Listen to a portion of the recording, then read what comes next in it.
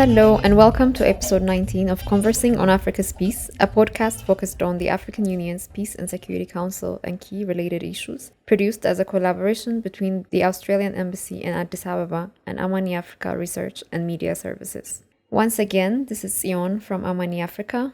Today, I have my colleague Praveen joining me on this episode of our podcast.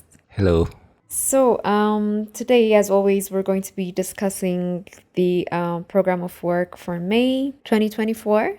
Tanzania has taken over the role of chairing the PSC for this month. The program of work for the month was adopted end of April. And, as we enter the early days of May, we've already witnessed some revision to the initial program. Essentially, a few reshuffles and postponement has been effected in the revised version of the program of work. So just to highlight the revisions that have been made, essentially, whereas the initial program of work envisaged a field mission to the Tigray region of Ethiopia, which essentially was meant to, enable council members to engage with the relevant stakeholders on the ground to discuss the status of implementation of the Pretoria Peace Agreement. Now, the revised version has, removed this field mission. And along with that, a specific session that was dedicated to have a consideration of the field mission report has now also been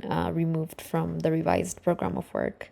Aside from that, the initial program of work also included a session that was dedicated to the consideration of a report on post-ATMIS assessment. But this session is now also omitted from the latest revision of the program. There is, however, an indication that this specific session could be brought back into the program sometime during this month. So, with these changes in place, the revised program of work for the month envisages about 4 substantive sessions. 3 of this will be taking place at the ambassadorial level, and there will also be 1 session at the level of heads of state and government. As you know, Praveen, May 2024 also marks the 20th anniversary of the PSC. So 2 of the substantive sessions planned for the month are orientated, towards discussions on what the council's performance looked like over the past 20 years. Thank you, Tion, for that. Also, to mark its 20th anniversary, the PSC has also dedicated specific themes for each week of the month, such as mediation and dialogue, humanitarian peace and security, peace support operations, women and youth peace and security, as well as child protection. In addition to that, an exhibition day is planned to take place on the 13th of May at the Julius Nyerere PAPS building at the AU Commission. So the month of May sets out to be an interesting month, offering the chance for all of us to reflect on some of the important decisions of the Peace and Security Council during its 20 years journey, and also provide an opportunity to discuss challenges faced, particularly with respect to implementation of its decisions.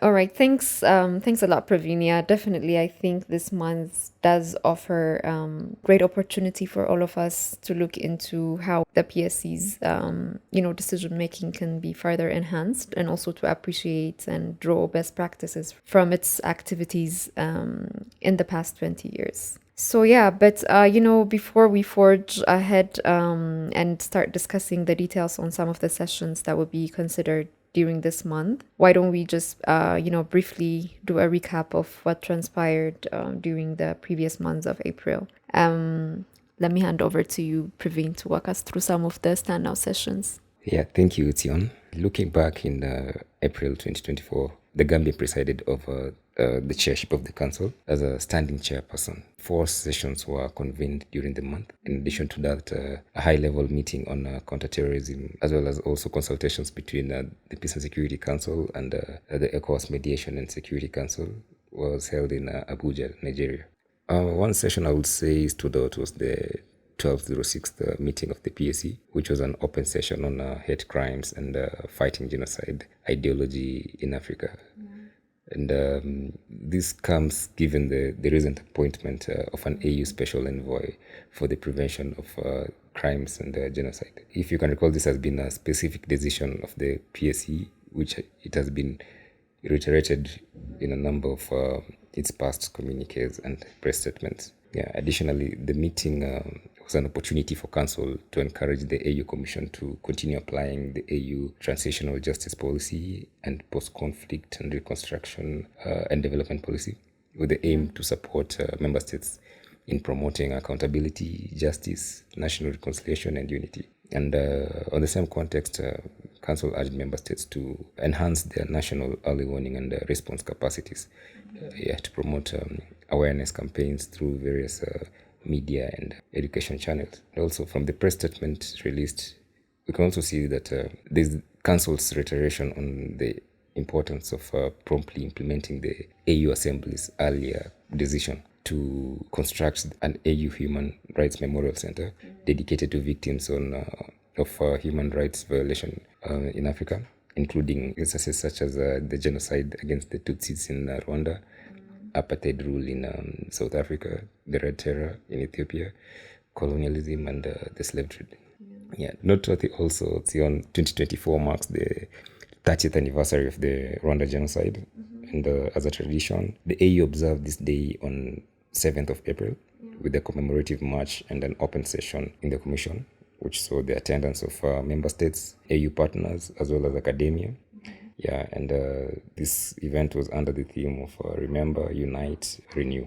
Yeah, in remembrance of all the victims and survivors of hate crimes, and genocide across the continent. Thank you so much, Pravinia. Definitely was an interesting session. I think of interest to a lot of our audience as well. And yeah, definitely a good step. I would say that we now have an AU Special Envoy for the prevention of the crime of genocide and hate crimes. We hope to see some, preventive engagement through the office of this Special Envoy. So that should be interesting. So looking ahead, as I mentioned earlier, we are expecting 4 substantive agenda items to be considered by the Council during the month of May. Just to provide a brief highlight on the first one of these, this will be a session to be held on the 15th of May. The specific title under which it will be held is Stock Taking of the Implementation of the Protocol Establishing the AUPSC, Article by Article, Practice, Performance, and Prospects. So an interesting framing we have there. And, as we can understand from the framing itself, this session essentially constitutes one of the sessions which, as I mentioned earlier, will be focusing on discussing how the PSC has functioned in the course of 20 years since its operationalization. And, aside from offering the chance for council members to reflect on and to discuss, how far the PSC has come in terms of implementing the various provisions that are incorporated in its founding instrument, which is, the PSC protocol. This coming session is also expected to serve as some kind of, exercise for identifying what has worked well in the past, and how the council could capitalize on these. It's also a chance for the council to sort of exchange ideas on how current gaps and also challenges could be more effectively addressed. So I think it should be a very interesting one. What do we have on the following agenda, Praveen? Following that session, the PSC will receive an update briefing on political transitions in Burkina Faso, Guinea, Mali, Niger, and Gabon on the 20th of May. AU Commission, as you can recall, requested for regular updates on countries under political transition and who have also been suspended from participating in the activities of the Union, right, to assess the progress being made towards restoring constitutional order, as well as the state of the transitional process. And building on the last informal consultations of the PSC, which was held in December 2023 on countries in political transition, this meeting is expected to discuss the political, security, and humanitarian situation as well in Burkina Faso, Guinea, Mali, and just to mention a few, as well as the current status of implementing the transitional roadmaps to return to constitutional order. During the last session, the PSC addressed the strained relations between ECOWAS and the countries under consideration. And in September 2023, Niger, Mali, and Burkina Faso, as you can recall, announced their withdrawal from ECOWAS. And this meant a significant shift in the geopolitical dynamics in West Africa. From the previous PSC meeting also on the similar subject, we expect that this one also, it will be representative from ECOWAS to give an update on the current withdrawal effects on the 3 countries. Also, as you know, the RECs and RMs rely on the collective action of member states to address common challenges. And in this regard, absence of these countries in ECOWAS may impact or have impact the joint initiatives. When looking at individual countries, Sion, Mali postponed its February 2024 presidential election, citing technical reasons. In Burkina Faso, the elections, which were rather expected to restore a democratic civilian government and which were to be held in July 2024, were deemed not a priority and indefinitely postponed by the military junta led by Captain Ibrahim Traore. That was back in 2023 September. Following the appointment of the mediator for Burkina Faso, His Excellency Mamadou Issouf, the former president of Niger, this meeting is expected to get an update on the developments on the country following the backfire of the holding of inclusive elections, which also has a ripple effect on the transition process. In addition, Sion, the report of the recent field mission of the PSC to the country highlighted that there was an appeal for the AU to review its classic approach and response to UCGs in member states, as well as a call for the AU to lift the suspension of Burkina Faso from participating in the activities of the Union and its organs, because the punitive measures were significantly impacting negatively the country and its efforts to fight terrorism and expedite the transition process. And the stakeholders in Burkina Faso emphasized the significance of a collective security approach in combating terrorism. They issued a warning that if Burkina Faso were to lose the ongoing fight against terrorism, the repercussions will be disastrous and catastrophic for the entire region, especially the coastal countries of West Africa. This dire situation arises due to Burkina Faso's geostrategic location in central West Africa, where it serves as a buffer country. Also noteworthy, in the previous PSC meeting, it was 1166 meeting on the consideration of the report of the field mission to Burkina Faso. Council also requested the Commission to expedite the operationalization of existing financial mechanisms, including AFSIT and the Crisis Reserve Fund, among others, as vital instruments to provide a comprehensive support package to the transition process in Burkina Faso. In Guinea, despite the military leaders' commitment to transition, the process has faced challenges of transparency, delays, and inadequate budget allocations, casting doubt on the proposed timeline. So this upcoming PSC meeting is expected to brief the Council on the developments and the progress on the transition process, especially following the appointment of His Excellency Yayi Boni, former president of Benin, as the ECOWAS mediator for Guinea.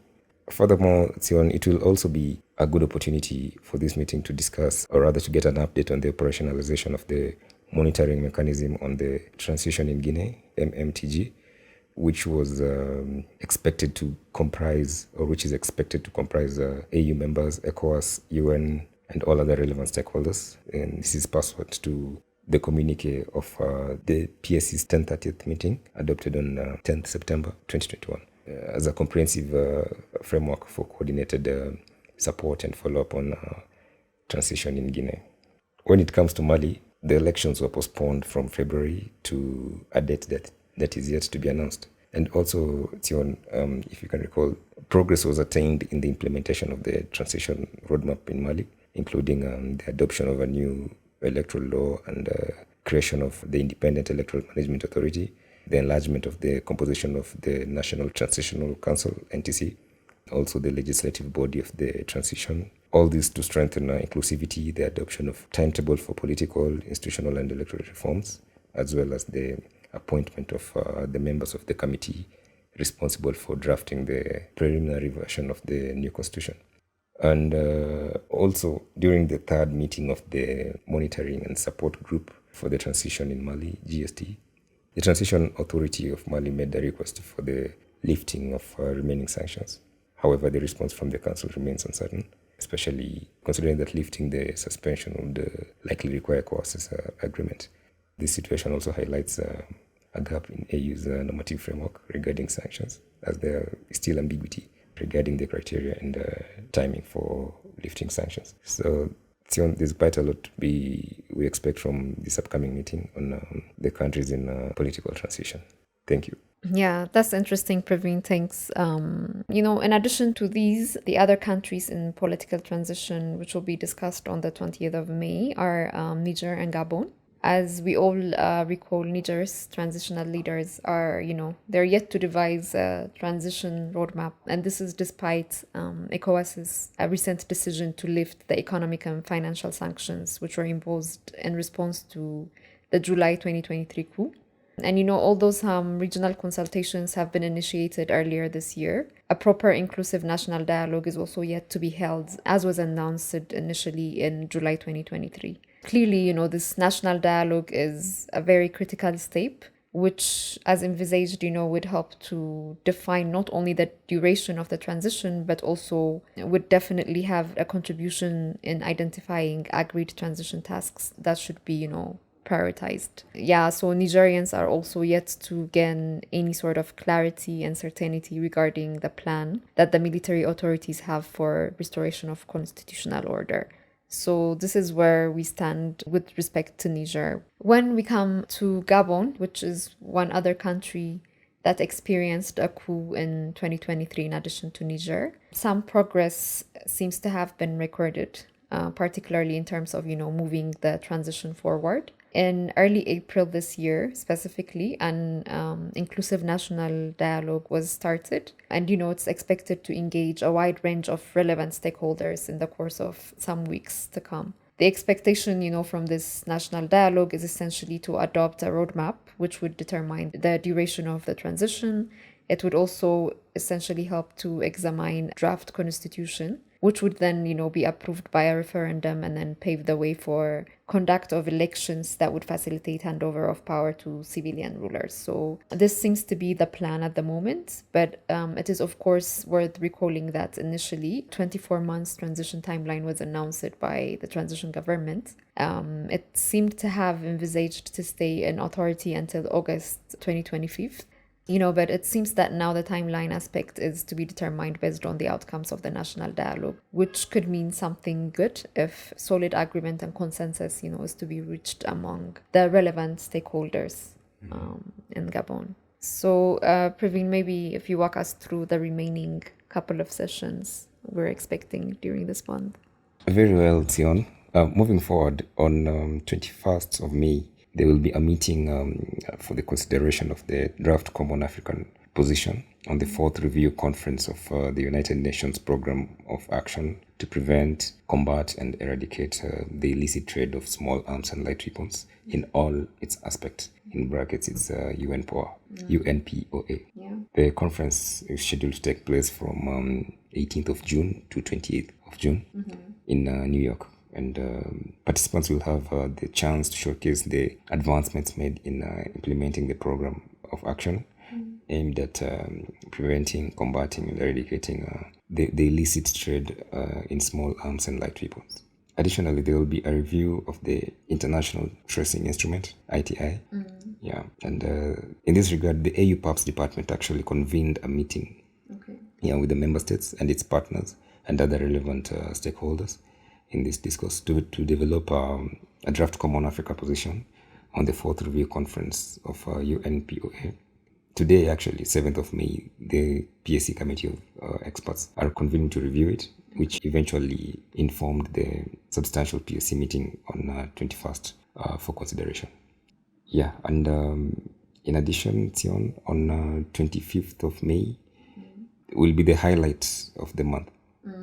Yeah, the PSC at 20th anniversary colloquium will be held at the heads of state and government level under the theme 20 years of the AU Peace and Security Council as a standing decision-making organ, the next 2 decades of the peace and security we want in Africa. And the meeting is expected to be attended by high-level delegates and AU partners, as well as other stakeholders associated with the AU to commemorate the 20 years commemoration since the operationalization of the Peace and Security Council. It is also expected that the PSC Troika will unveil PSC logo during this day. Also to take note, on 28th to 30th May, there will be the induction of the Military Staff Committee in Dar es Salaam, Tanzania, the last activity of the month. Sion, also you can note that on the initial program of work on 27th of May, there was the inaugural meeting of the PSC subcommittee on sanctions, but it has been postponed to a later date. Thanks, Previn, for flagging that as well. So yeah, seems like the program of work has been a little bit more condensed than it was initially, but definitely interesting sessions coming up during this month. So I believe that this brings us to the end of another episode. Before we wrap up, as always, we wish Tanzania a very fruitful month as it takes the chairship for May 2024. We also wish everyone taking part in the work of the PSC productive discussions on the important topics outlined briefly here today. We are happy to encourage our listeners, as always, to dig deeper into the PSC's agenda, as well as the analytical work that we produce. Amani Africa is also very appreciative of the partnership and support of the Australian Embassy and the production of our insights on the provisional program of work of the PSC each month, and we believe that this podcast is a very useful accompaniment to our work. Let me also thank our listeners for joining us for this month's edition of Conversing on Africa's Peace podcast, a collaboration between Amani Africa and the Australian Embassy in Addis Ababa. We hope you have a great month. We'll be back next month to consider the PSC's agenda for June 2024. Until then, goodbye. We wish you peace and prosperity.